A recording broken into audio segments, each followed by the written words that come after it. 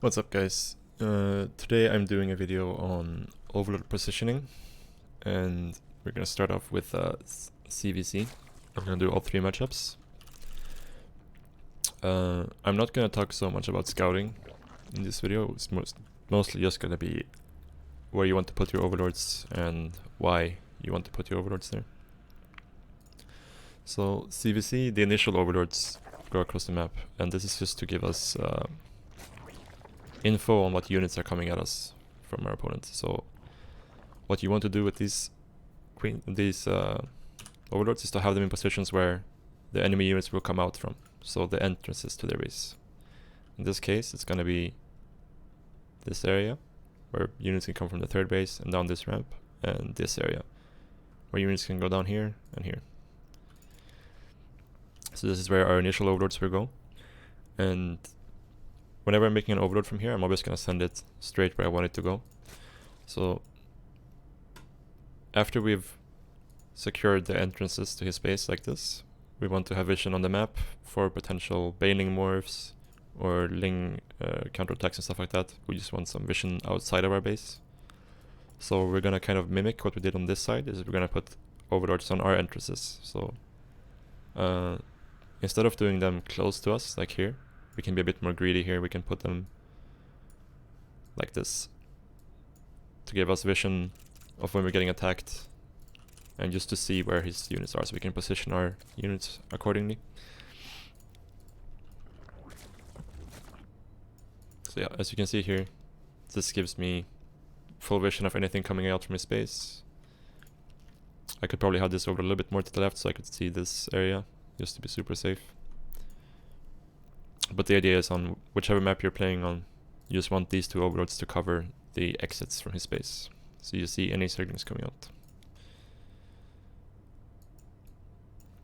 And you also want to have them far enough away so they can't get sniped by queens. So if you see queens coming out to snipe them, you need to run away.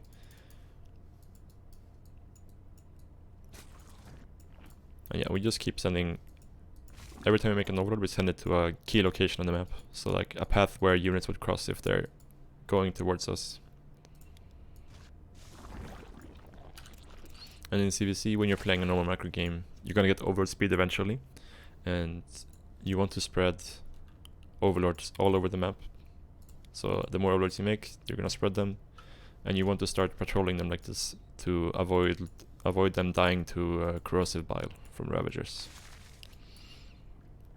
So once you get into the mid-game CVC, this is how the map should look for you. Obviously, if you're playing versus Muta or something like that, you need to pull these overlords back. But you want to have a spread like this, so you see anything coming at you. So you can always position your army in the correct location. And make sure you put them on patrol to avoid dying to corrosive bile. Alright, and next up we're gonna have CVT. And in this matchup as well, you want to get one overlord across the map.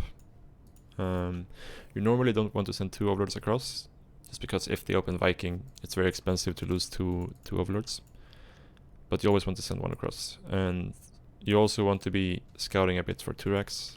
But like I mentioned earlier, I'm not going to talk too much about scouting here. It's mostly just going to be about the positioning. So we have some options versus Terran. You can either just put it anywhere where there's a high ground in front of their base to spot Hellion move outs. Or we put it somewhere closer to their main base so we can use it to scout later. Both are fine.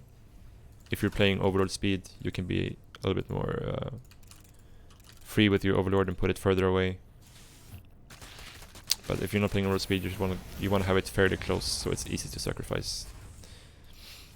In this case, I'm just keeping it here to spot for Hellions moving out. And in the meantime, we're just rallying our new overlords to key locations. So the main thing we want to look for in CVT is Hellions. So we want to have overlords outside of our base to spot the Hellions, so we can protect our creep and make sure we have queens and lings in position for any potential run by. So that's what we're doing here. We're spreading our overlords out like this. And after this, assuming there's no Viking being made, you want to put overlords in the dead spaces here, so you can spot for liberators, medivacs, and stuff like that. So here, the main purpose, like I said already, these queens are spotting for the Hellions, so that my queens can always be in the front where the Hellions are. If the Hellions goes around and comes from this angle, I need to move my queens and make sure I have links in position. So yeah, from here we just keep spreading our overlords like this. And if there's a Viking attacking this overlord, then you should start pulling them back a bit, just to be safe. Just pull them back so that they're in range of queens, so that your queens can cover the overlords, and pull these back a bit. But assuming there's no Viking, you want to keep spreading queens or overlords throughout the game. So as your creep spread expands and as you're getting more bases, you want to make sure that you're covering these bases with overlords as well. So once we start expanding down here, we want to have overlords covering these areas. Same here, covering like this, so we are ready for any drops that might come. And yeah, that's basically it in CVT. In CVT, the most important things are just these three overlords to make sure that you can always be in position for the Hellions. Alright, and last up we have CVP.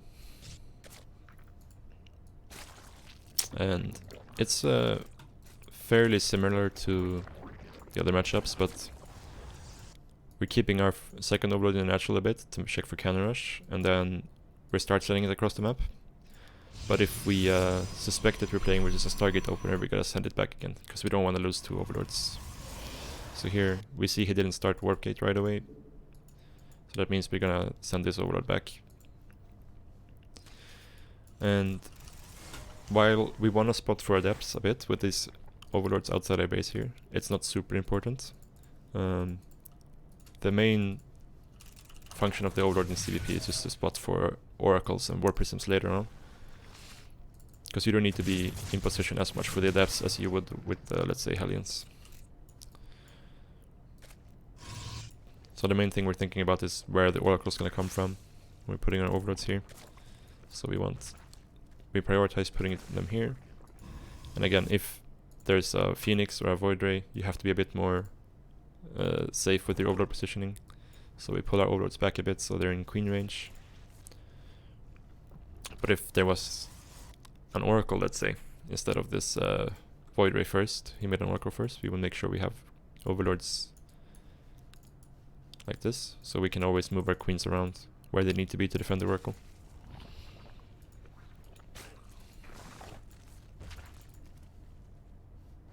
Yeah, but yeah, because there's a Void Ray, we have to be a little bit more careful with our overlord positioning.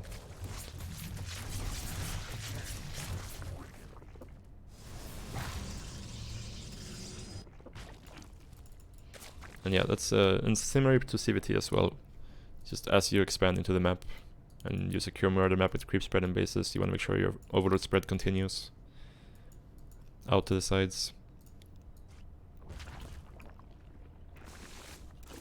And yeah, so basically it's like as you make more overlords, you're gonna keep spreading them. Especially later on when you have overlord speed, it's very important that you just continue to cover the entire map so that you can always be ready for any run by or warp prism that comes at you. And that's about it.